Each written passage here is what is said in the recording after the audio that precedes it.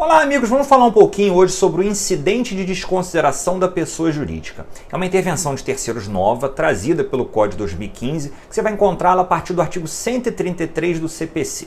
Então vamos lá, primeira coisa a gente tem que explicar o que vem a ser a desconsideração da pessoa jurídica. Muita gente não lembra. Você estuda isso em civil, você estuda em empresarial, estuda em consumidor, estuda direito do trabalho, diversos aspectos, né?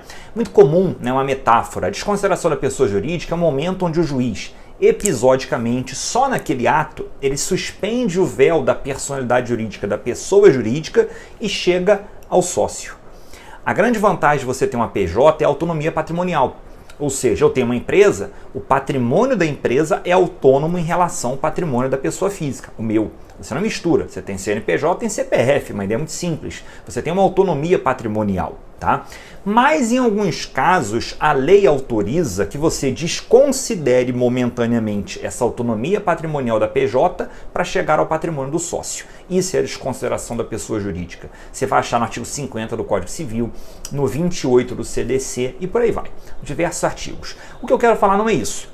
O CPC, ele criou uma forma, um procedimento para se realizar essa desconsideração. Esse que é o importante.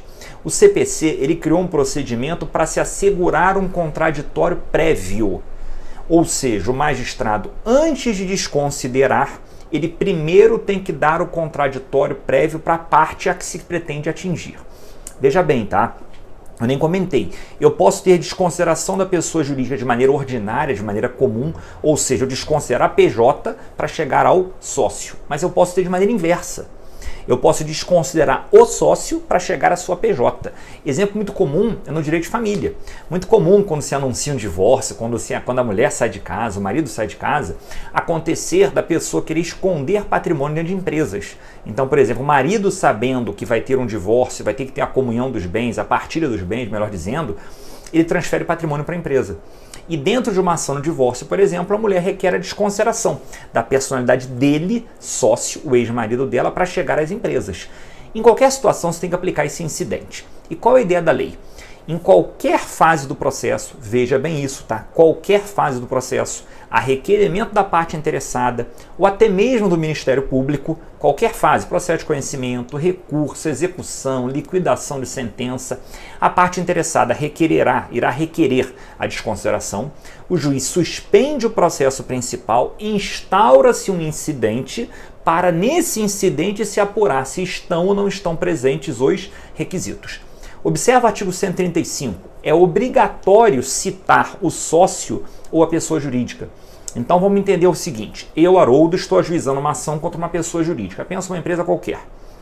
Lá pelas tantas eu requeiro a desconsideração. Eu estou pedindo para desconsiderar essa empresa e chegarmos ao patrimônio do sócio.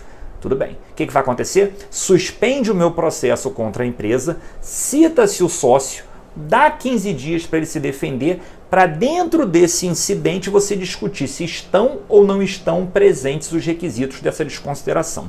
Isso é muito importante, gente, porque antes do Código de 2015, o STJ ele autorizava a desconsideração sem contraditório prévio.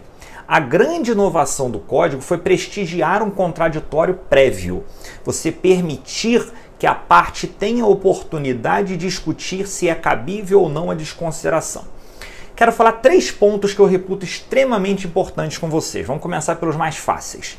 Primeiro, artigo 1062 do CPC. O CPC ele exige que esse incidente seja feito em qualquer procedimento, inclusive no juizado. Então, o artigo 1062 do CPC, ele criou uma exceção ao artigo 10 da Lei 9.099 de 95. Ele passou a estabelecer que mesmo em juizado especial cível, que não se admite a priori intervenções de terceiros, você passou a admitir que nesse procedimento eu tenha o incidente de desconsideração.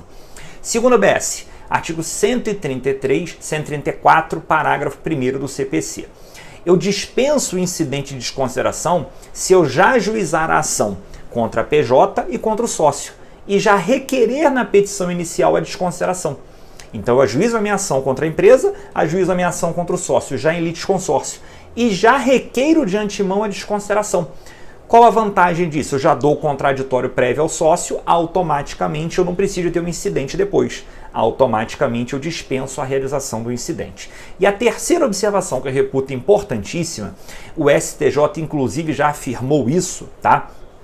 Dentro do incidente de desconsideração é possível um pedido cautelar, uma tutela provisória cautelar. Então, por exemplo, se eu estou com o meu processo tramitando, requeiro a desconsideração e percebo que o sócio está querendo desfalcar patrimônio, eu posso requerer uma tutela provisória. Então é cabível, dentro do incidente de desconsideração, o pedido de tutela provisória.